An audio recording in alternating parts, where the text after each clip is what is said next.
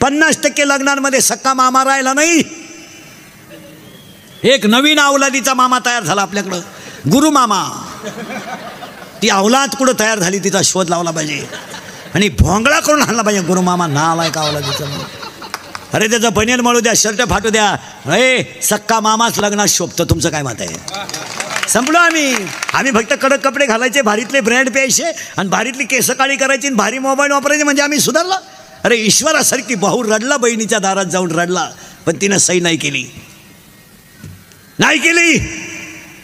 थोरल्याच्या मुलीचं लग्न मोडण्या इतकी धाकट्याची कमेंट गेली. पुढे आम्ही थोरल्याच्या मुलीच्या साखरपुड्याला धाकटा नाहीये, गैरहजर आहे तो. खोटं आहे का? मला घोडाला फक्त खोटं आहे का सांगा.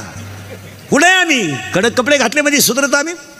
मी 10 वर्षापूर्वी तुम्हाला कीर्तनात म्हणत होतो, असा काळील महाराज की